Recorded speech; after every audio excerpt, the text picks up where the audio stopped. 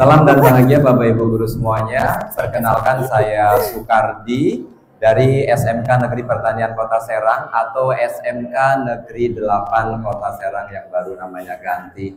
Pada kesempatan kali ini izinkan saya berbagi terkait program saya Student Agency.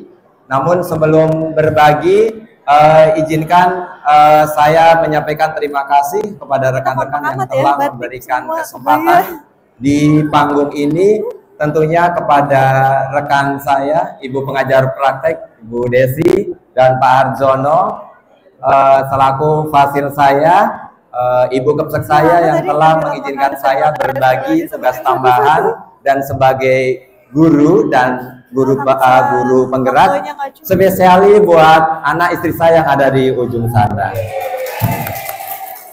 Terima kasih telah menemani malam-malam untuk berbagi waktu keluarga dan saya menyelesaikan LMS-nya. Baik, terima kasih. Bukan ini yang terakhir, yang tadi pagi, yang tadi pagi dikirim yang tadi pagi. Sambil cerita dikit, program yang saya angkat adalah Bapak Ibu, sekolah saya adalah SMK Pertanian. Basically adalah lahan kami cukup luas, 6,3 hektar. Kita berada di pintu tol Serang Barat, Bapak Ibu. Kami awalnya murni pertanian dan kemudian berubah menjadi jurusan ada mesin, elektro, perkantoran, dan pengolahan hasil pertanian.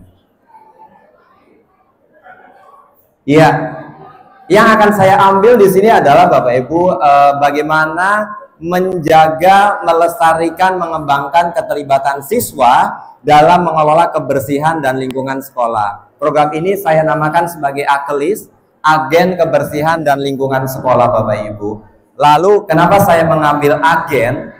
Agen ini adalah kumpulan dari siswa yang mereka punya kepedulian, kesenangan, komitmen, tanggung jawab terhadap kebersihan dan pengolahan sampah yang ada di sekolah kami. Nah, dari agen ini kami menghimpun dari beberapa siswa, diantaranya adalah dari OSIS, pramuka, perwakilan kelas, dan beberapa sektor lain yang ada di sekolah. Next, Pak. Ini yang terbaru. Ya, gambaran singkat adalah kami sebagai penggerak bagaimana mentransformasikan ide-ide Ki Hajar Dewantara.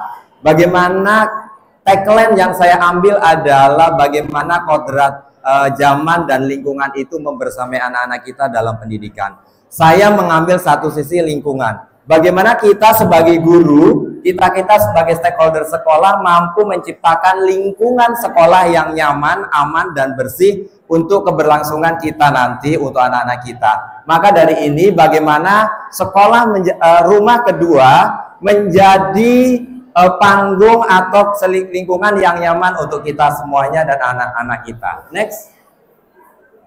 Ya, latar belakang yang saya ambil ketika saya bandingkan dengan aset yang ada di sekolah, Bapak Ibu, yang pertama adalah kami sekolahnya 6,3 hektar cukup luas, dan itu tentunya satu-satunya SMK Pertanian di Kota Serang.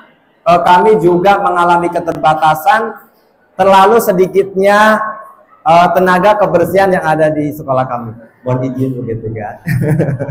Mudah-mudahan bisa menambah tenaga kebersihan yang ada di sekolah kami untuk menampung 6,3 hektar. Jadi bagaimana caranya kami memberdayakan siswa agar siswa itu terlibat dalam kebersihan sekolah.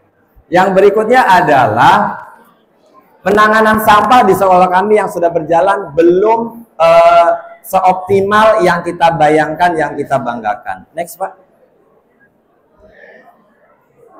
Ya, untuk itu saya sebagai penggerak guru di SMK N8 mencoba menginisiasi bagaimana sih supaya pengolahan sampah bisa berjalan dengan baik, bisa berjalan dengan maksimal, dan punya nilai lebih. Ingat, punya nilai lebih terhadap sampah, dan bagaimana mengoptimalkan siswa-siswa kita untuk terlibat di sana. Next, Pak. Oke. Langkah-langkah yang saya ambil, yang pertama adalah bagaimana saya mengumpulkan siswa saya, rekan guru IPA, dan beberapa stakeholder sekolah untuk menggali mimpi. Sebenarnya sampah di kita bagaimana sih penerapannya, penanganannya bagaimana, sudah baik atau belum. Yang kemudian adalah kita berusaha untuk menyusun program, menggali mimpi dari para stakeholder, termasuk saya berdiskusi dengan pengawas saya, bagaimana supaya sampah akan lebih baik dengan sekolah. Menyusun rencana dan kemudian mempersiapkan sarananya dan sampai ke praktek baik terkait penanganan sampahnya. Next. Ya, yang pertama saya highlight, saya garis bawahi terkait agen sampah adalah bahwa kami di sekolah menerapkan piket di luar jam sekolah atau di luar jam kerja atau include dalam pembelajaran. Dan ini karakternya beda-beda di setiap jurusan. Karena kami ada 5 jurusan, di jurusan teknik mesin kami ada asisten lab. Jadi lab akan bertanggung jawab dengan toolman-nya bagaimana membersihkan lab-lab mereka, sekitar lab, area lab, dalam lab, sampai ke kamar mandinya lab. Itu menjadi tanggung jawab, jadi agen per jurusan kebersihannya. Yang kemudian jurusan pertanian, kami juga ada yang namanya piket lahan. Jadi anak-anak diberdayakan secara terjadwal untuk menjadi agen-agen kebersihan di lahan-lahannya untuk asistensi toolman-nya juga. Selain itu di prodi mesin, prodi listrik juga sama menjadi agen kebersihan. Kami di SMK sebenarnya highlight-nya bukan menjadi agen kebersihannya. Jadi bagaimana 5R, penerapan 5R, rapi, resik, rawat, rajin, supaya mereka terinclude, mereka nanti sampai dunia penerapan di dunia kerja nanti. Next, Pak. Ya, yang kedua adalah setelah bebersih kami punya yang namanya apresiasi pekan kebersihan. Jadi setelah upacara Senin pagi, tidak ada yang boleh hengkang dari lapangan upacara, silakan duduk di upacara plus wali kelasnya. Kami punya bendera hitam dan punya bendera putih. Bapak Ibu, nasib tragis wali kelas itu ketika mendapat bendera hitam. Dan kebanggaan wali kelas ketika mendapatkan bendera putih. Itu akan menjadi nilai prestis tersendiri di masing-masing wali kelas dan jurusan. Bagaimana jurusan saya, jurusan kita nggak mendapatkan bendera hitam. Itu bahaya. Next. Ya, yang kedua yang saya lakukan di agen kebersihan adalah saya membuat influencer. Bagaimana anak-anak milenial sekarang adalah membuat supaya kebijakan sekolah di level atas itu bisa tercerna di level bawah dengan cara membuat influencer dari anak-anak agen tadi. Seperti apa? Kita membuat bagaimana anak membuat konten-konten di media sosial terkait penanganan lingkungan. Kampanye plastik di kantin, bagaimana mengolah limbah, mengolah sampah, penggunaan tumbler supaya mengurangi plastik dan styrofoam. Itu yang dilakukan melalui influencer akalis komunitas tadi. Next. Dan yang kedua adalah pengolahan sampah. Kita memilah sampah dengan cara menyiapkan sarannya tadi, dengan cara ada sampah anorganik dan organik sesuai dengan penyiapan sarananya, jadi ada warna kuning dan warna hijau. Dan tentunya kita melibatkan beberapa tenaga kebersihan, sosialisasi satu upacara, termasuk pada saat rapat komite beberapa bulan yang lalu. Next. Nah, apa yang menjadi produk olahan sampah nanti ada di video akhir. Kami dua pengolahan sampah organik mendapatkan dua jenis produk. Yang pertama adalah media tanam, yang kedua adalah bokasi atau kompos yang bisa ditambah menjadi lebih banyak lagi. Next. Ya. Nah, ini komposisi kompos terkait adanya sampah media tanam. Kalau media tanam itu langsung bisa dipakai, tapi kalau kompos kita memerlukan waktu 3 sampai 6 bulan untuk menjadi itu. Next.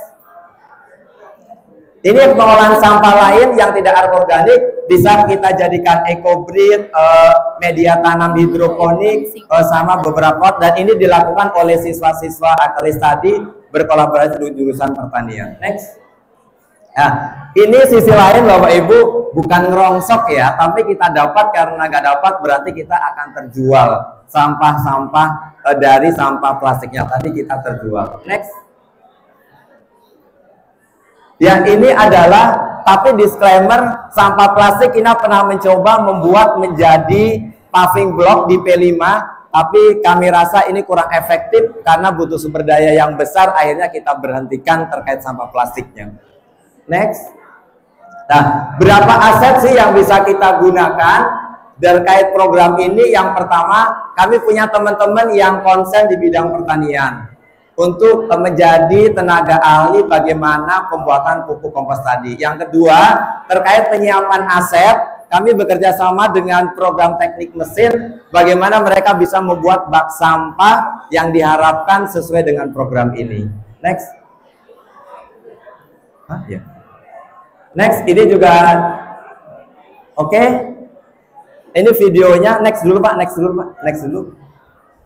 Ya, terkait dengan rencana evaluasi, tentunya kita tidak berhenti-henti bekerja sama dengan semua pihak stakeholder untuk mengevaluasi program ini. Mulai dari kesiswaan, baru melibatkan siswa dalam tim monitoring atau tim menilai, dan sosialisasi ke orang tua dan guru-guru. Next Pak.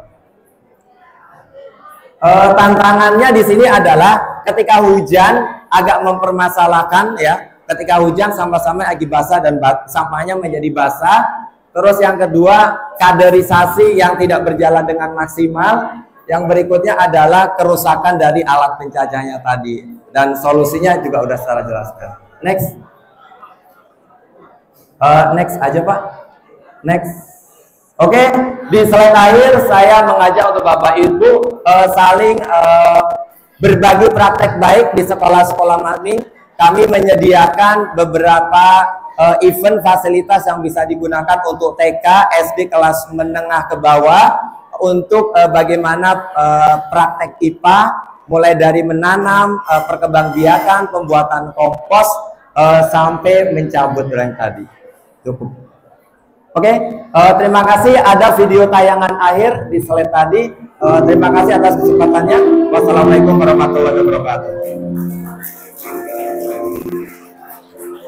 Bapak dan Ibu, tolong saksikan ini video yang sangat menginspirasi bagi kita semua, dari sampah menjadi nilai ekonomi dan bahkan bisa lingkungan menjadi sehat dan bersih nyaman untuk belajar. Mohon maaf kepada para tamu undangan dan para CGP untuk berkenan tetap duduk, dan nanti sesi foto insya Allah nanti ada waktu.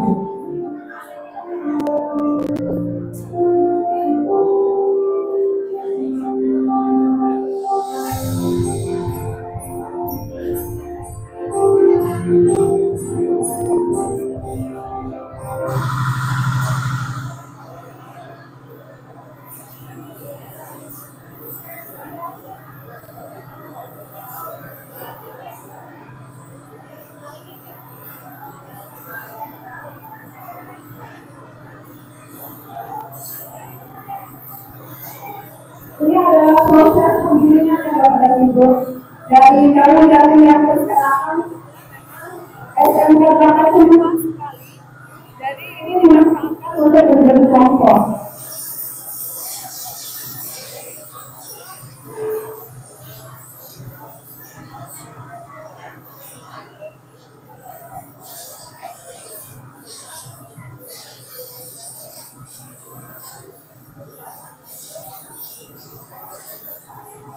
Berikut promosi barangkali, jika ada yang mau kompos dari sekolah-sekolah, SMK Bakat siap Bu untuk mengirinya. Di stand ya, ada komposnya, sudah siap jika mau membeli. Promosi.